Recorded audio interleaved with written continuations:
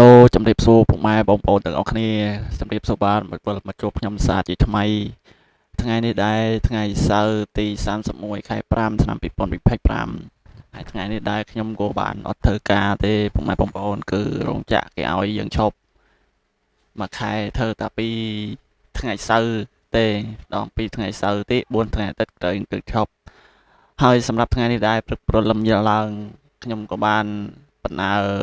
ម៉ូតូរបស់ខ្ញុំចាញ់រួចហើយក៏បានចាញ់មកតាមផ្លូវ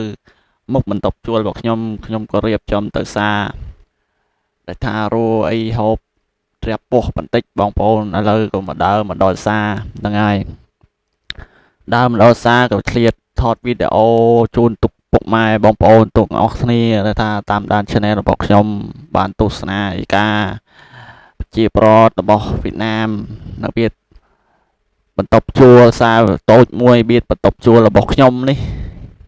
គាត់លក់ដូរអីវ៉ៃអវ៉ាន់គឺមានសពមុខគ្រប់បែបពុកម៉ែបងប្អូនគឺមានតាំងបន្លែប្លុកនំចំណៃផ្លែឈើជាកស្រូវជាដើមសាច់មាន់សាច់ទាស៊ីគោគេក្បៃអាក្រមឥឡូវអីទាំងអស់ពុកម៉ែបងប្អូនគឺគ្មានខ្វះអីចន្លោះខ្ញុំក៏មានថតនៅក្នុង Channel របស់ខ្ញុំពិតថា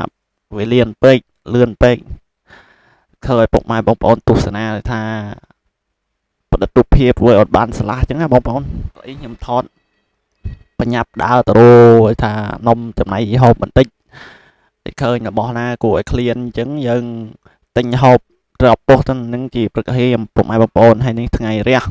ថ្ងៃក៏ឡើងរះកាន់តែខ្ពស់ទៅដែរហ្នឹងហើយមិនថាខ្វះអីទេប៉ុន្តែខូចសារនេះជាសារតូចមួយបៀតបន្ទប់ជួលរបស់ខ្ញុំហើយខ្ញុំក៏បានទុកម៉ូតូអញ្ចឹងឃើញបើកលេចមកមើលវីដេអូរបស់យើងវិញឃើញបើគេលក់នៅលើម៉ូតូយើងពុកម៉ែបងប្អូនលើកត្រកម៉ូតូមើលគីឡូរបស់វាតែ 25,000 ទេ2005ច្រឡំ2500រៀលលុយខ្មែរជាតម្លៃរបស់ជាតម្លៃរបស់លុយយួនគឺវា15,000 ដងក្នុង1គីឡូអញ្ចឹងហើយពុកម៉ែរៀបពុកម៉ែបនដឹងថាបនៅនេះក៏វាថោកក៏វាមិនថោកថ្លៃក៏វាមិនថ្លៃនឹងស័ក្តិសមនឹងជាលុយខែយើងបើកបានយើងធ្វើបានពីយើងទៅធ្វើការនៅកន្លែងរោងចក្រ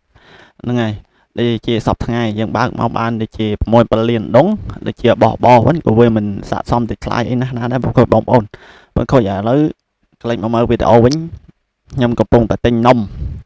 ដែលមាននំស្នូលដូងអញ្ចឹងណាពុកម៉ែបងប្អូនដែលមិនរយអាងោមិនរយពីម្សៅមីគេធ្វើពីម្សៅមីរបស់យើងពុកម៉ែបងប្អូនហ្នឹងហើយមកខ្ចប់នោះខ្ញុំក៏ទិញបាន15,000 ដងតម្លៃលុយខ្មែររបស់វាក៏2,500រៀលយើងពុកម៉ែបងប្អូនហ្នឹងហើយវាល្មមហូបដែរថោកក៏មិនថោកថ្លៃក៏មិនថ្លៃដែរខ្ញុំក៏បានត្រឡប់មកបន្ទប់ជួលរបស់ខ្ញុំវិញហ្នឹងហើយឡប់ទៅបានបន្ទប់ជួលមួយថងគឺនំរបស់ខ្ញុំហូបព្រឹកប្រហើមកងមួយថងខ្ញុំទិញបើ1គីឡូយកមកផ្ញើគ្រួសាររបស់ខ្ញុំនៅផ្ទះ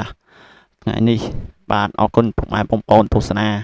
ថាមិនលុះខុសឆ្គងអីសូមបងប្អូនពុកម៉ែបងប្អូនអភ័យទោសជាស្រ័យខ្ញុំហើយកុំភ្លេច